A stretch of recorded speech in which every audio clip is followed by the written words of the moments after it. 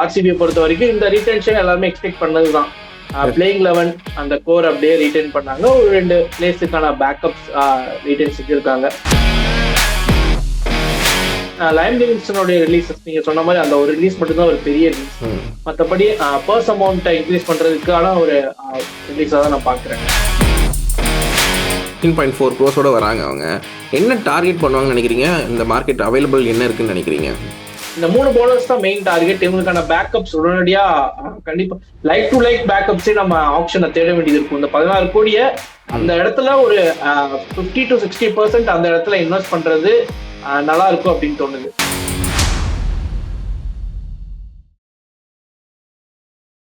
வணக்கம் குருபா. வணக்கம் bro. CSK பற்றி ஆக்ஷன் பிளான் எப்படி இருக்குன்னு பார்த்தோம். அடுத்தது சாம்பியன்ஸ்குள்ளே போயிடுவோம். RCB first time champion. ஆனால் வந்து சாம்பியன் ஆனதுலேருந்து நிறையா நம்ம என்ன சொல்கிறது தேவையில்லாத நியூஸ் நடந்துச்சு. அதுக்கப்புறம் வந்து இப்போ திருப்பி டீம் வேறு யாரை விற்க போகிறாங்க, ஓனர்ஸ் பொட்டன்ஷியல் புது ஓனர்ஸ் வர போகிறாங்கன்னு சொல்லிட்டு ஒன்று ஓடிட்டுருக்கு. அப்படி இருந்தால் அவங்க அந்த ரிலீஸ் ரிட்டென்ஷன்லாம் அது எப்பயுமே வழக்கம் போல் நடந்திருக்கு. ரிலீஸ் பார்த்திங்கன்னா வந்து லியம் லிவிங்ஸ்டனில் பெரிய நேம், அது மாதிரி வந்து ஒரு சில நேம்ஸ்லாம் வந்து ரிலீஸ் பண்ணியிருக்காங்க. இதை வந்து நீங்கள் எப்படி பார்க்குறீங்க? ப்ளஸ் அவங்க ரீட்டைன் பண்ணது வந்து என்ன சொல்கிறது, நீங்கள் எப்படி ஜட்ஜ் பண்ணுவீங்க அதை பற்றி? ஸோ ஆக்சுவலாக எல்லா வழக்கமாக ஒரு சாம்பியன் சைடு பண்ணுறது தான். இன்கேஸ் மெகா ஆக்ஷன் வந்தால் தான் ஒரு டீம் வந்து கலைப்பாங்க. சாம்பியன்ஷிப் அடிச்சிருச்சு அப்படின்னா அதே ஒரு கோரை ரீட்டைன் பண்ணதான் பார்ப்பாங்க. ஆல்சோ அந்த பிளேயர்ஸ் எல்லாருமே இப்போ ரீசெண்டாக டொமஸ்டிக்லேயும் சரி இன்டர்நேஷனலும் சரி அவங்க கண்ட்ரிஸ் ஓவர்சீஸ் பிளேயர்ஸ் அவங்க கண்ட்ரிஸ்ல விளையாடுற மேட்சஸ்லயும் சரி டொமஸ்டிக் மேட்சஸ்லயும் சரி பெர்ஃபார்மன்ஸ் அப்படிங்கிறது எங்க விட்டாங்களோ அதே ஒரு லெவல் இல்ல அதுக்கு மேல ஒரு கிராப் லெவல் அப்படிதான் பெர்ஃபார்ம் பண்ணிட்டு இருக்காங்க. ஸோ ஆர்சிபியை பொறுத்த வரைக்கும் இந்த ரீடென்ஷன் எல்லாருமே எக்ஸ்பெக்ட் பண்ணதுதான். பிளேயிங் 11 அந்த கோர் அப்படியே ரீடைன் பண்ணாங்க. ஒரு 2 பிளேஸுக்கான பேக்கப்ஸ் ரீடைன் செஞ்சிருக்காங்க. அவங்களுக்கு அந்த போன சீசன்ல சரியா வராத ஒரு சில இடம்னு பார்த்துட்டீங்கன்னா லைம் லிவிங்ஸ்டனுடைய அந்த ஒரு பொட்டன்ஷியலான ஒரு பிளேஸ் நம்பர் 5ல ஸோ அவரை ரிலீஸ் பண்ணியிருக்காங்க. அண்ட் அதுக்கப்புறம் சில அன்கேப்டு பிளேயர்ஸ் ரசிக்ஸ் எல்லாம் இந்த மாதிரியான பிளேயர்ஸ் கொஞ்சம் பர்ஸ் அமௌண்ட்டை நம்ம எடுத்துட்டு போவோம் அப்படிங்கிற அளவுக்கான ரிலீசஸ் தான். மற்றது எல்லாமே லைம் லிவிங்ஸ்டனுடைய ரிலீசஸ் நீங்க சொன்ன மாதிரி அந்த ஒரு ரிலீஸ் மட்டும் தான் ஒரு பெரிய ரிலீஸ். மற்றபடி பர்ஸ் அமௌண்ட்டை இன்க்ரீஸ் பண்றதுக்கான ஒரு ரிலீஸா தான் நான் பாக்குறேன். ஓகே, இப்போ அவங்க ஒரு 16.4 crores வராங்க. அவங்க என்ன டார்கெட் பண்ணுவாங்கன்னு நினைக்கிறீங்க? இந்த மார்க்கெட் அவைலபிள் என்ன இருக்குன்னு நினைக்கிறீங்க? ஸோ ஆக்சுவலா இந்த பிளேயிங் 11 செட் ஆன மாதிரி நமக்கு தெரியுது. பட் ஒரு இடத்துல அவங்க எந்த இடத்துல போவாங்க அப்படின்னா லாஸ்ட் சீசன் லிவிங்ஸ்டனுடைய ஃபார்ம் காரணமா both Tim David and Romario shepherd 2 பேருமே ஆடினாங்க. இந்த சீசனும் அதை கண்டினியூ பண்ண பார்ப்பாங்க. பட் ஸ்டில் அந்த நம்பர் 5ல ஒரு ஆல்ரவுண்டர் அப்படிங்கிறது ஒரு பேக்கப் ஆப்ஷனாகவும் அவங்க ட்ரை பண்ணலாம். இல்லைன்னா ஸ்ட்ரெயிட்டாவே ஒரு பிளேயிங் 11ல இருக்கக்கூடிய ஒரு பிளேயராகவும் அவங்க ட்ரை பண்ணலாம். ஸோ இப்படி போனாங்க அப்படின்னா Tim David or Romario Shepherd அப்படிங்கிற அந்த பழைய பேட்டர்னுக்கு அவங்க போகணும். ஸோ அப்படி போகணும்னா ஒரு பிளேயர் அவங்க டீமுக்குள்ள எடுத்துட்டு வரணும். ஸோ அந்த ஒரு பொசிஷன் நம்பர் 5 அங்க ஒரு ஆல்ரவுண்டர் மேக்ஸ்வெல் மாதிரியான ஒரு ஆல்ரவுண்டர் நான் சும்மா ஒரு எக்ஸாம்பிளுக்கு சொல்றேன். பட் போவாங்களா அப்படிங்கிறது இந்த பர்ஸ் அமௌண்ட் ஆப்ஷனுக்கு என்னென்ன ஃபைட் இருக்கு இதெல்லாம் பார்த்துட்டு தான். கேமரன் கிரீன் ஒரு வேலை வந்தாருன்னா போகலாம். ஆண்ட்ரே ரசல் இந்த மாதிரியான பிளேயர்ஸ் அவங்களுக்கு அவங்க பர்ஸ் அமௌண்ட்குள்ள பட்ஜெட்குள்ள செட் ஆச்சுன்னா அந்த ஒரு இடத்த ஃபில் பண்ணதுக்கான பாசிபிள் இருக்கு. இல்ல நாங்க வந்து both Tim David and Romario Shepherd ஆடுறோம் அப்படின்னா உங்களுக்கு அந்த ஓவர்சீஸ் ஸ்பாட் அப்படியே ஃபுல் ஆயிரும்.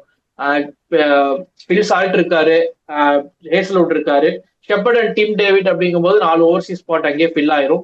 அது போக ஜேக்கப் பத்தல் மாதிரியான பிளேயர்லாம் வச்சிருக்காங்க. ஸோ இந்த இடத்துல அவங்க பார்க்கும்போது அந்த ஓவர்சீஸ் ஸ்லாட் அப்படிங்கிறது ஃபுல் ஆயிரும்.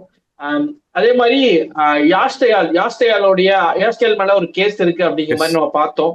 அவர் டொமஸ்டிக் சீசன் கூட பெருசா ஆடல. அவங்க ஸ்டேட்ல நடக்கக்கூடிய டிஎன்பிஎல் மாதிரி அவங்க ஸ்டேட்ல நடக்கக்கூடிய லீக்ல கூட அவர் பார்ட்டிசிபேட் பண்ணல.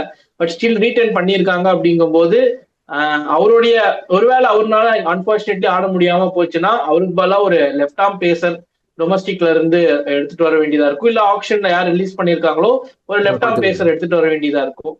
ஸோ இந்த 2 பொசிஷன்ஸ் தான் மேஜர் ஃபில்லிங்கா இருக்கும்.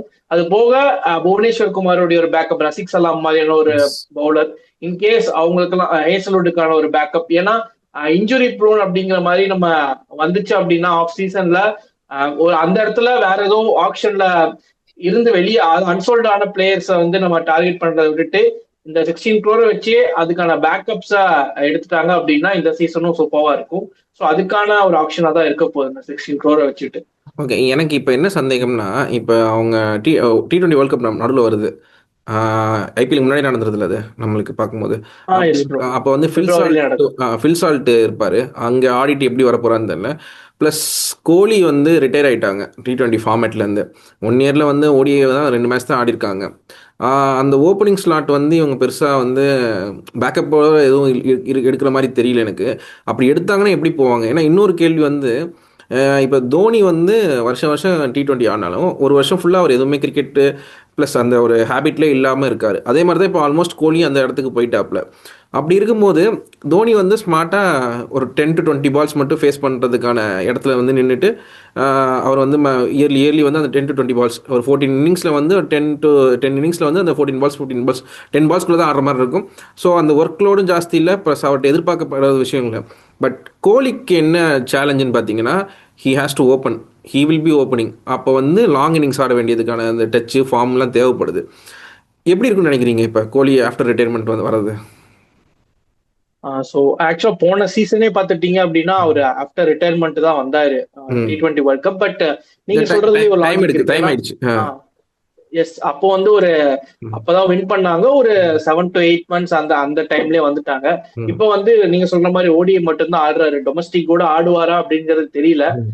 ஸோ அது பார்க்கணும். ஸோ அதே மாதிரிதான் ஃபார்ம் ஃபிட்னஸ் அப்படிங்கிறது ஒரு பெரிய பிரச்சனையா இருக்காது. ஸோ அவர் மாதிரியான ஒரு கேலிபர்ல இருக்கக்கூடிய ஒரு பிளேயருக்கு. பட் அந்த தொடர்ந்து பேட்டிங் பண்ணாத ஒரு அந்த ரஸ்டினஸ் இருக்கும் அப்படிங்கிற மாதிரி பார்க்கலாம். ஸோ அப்படி பார்க்கும்போது கோலி அவர் ஆடுற முடியும், 27 முடியும் ஆடுறாரு அப்படின்னா ரிட்டையர் ஆக முடியும். கண்டிப்பா ஓப்பனிங் அவர் தான் பண்ணுவார் ஆர்சிபிக்கு. ஸோ சுத்தி இருக்க பிளேயர்ஸ் அவர் எப்படி சொல்றது, கோலி வந்து பவர் பிளேல கொஞ்சம் நல்லா இன்னிங்ஸை டெவலப் பண்ணி அந்த மாதிரி அதிக பவுண்டரி சிக்ஸர்ஸ் அடிக்காம அவர் நின்னாலே போதும் அப்படிங்கிற மாதிரி தான் பார்ப்பாங்க. போன சீசன் கூட அவருக்கு அதிகமா ரன்ஸ் வரல. அவர் ஆக்சுவலா பீக்ல இருந்த சீசன்ல எல்லாம் அவருக்கு டிராஃபி வின் பண்ண முடியல. அவர் மற்ற பிளேயர்ஸ் ஆடி அவர் சப்போர்ட் பண்ணி தான் டிராஃபி வின் பண்ணிருக்காங்க.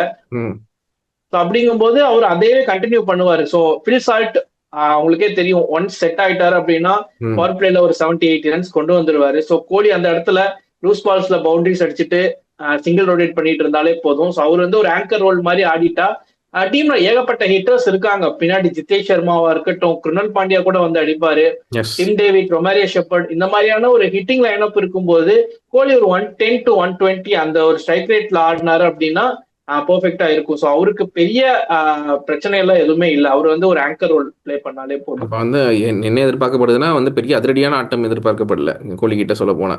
ஓகே, வேற ஏதாவது இந்த டீம்ல லூப் ஹோல்ஸ் இருக்குன்னு நினைக்கிறேன். இவங்க on the ground defending champions defend பண்ணிடுவாங்க நினைக்கிறீங்களா ஃபைனலி? ஸோ ஆக்சுவலா கொஞ்சம் டிஃபெண்டிங் சாம்பியன்ஸ் இப்போ ஆன் பேப்பர் பார்க்கும்போது சூப்பராக தான் இருக்கு.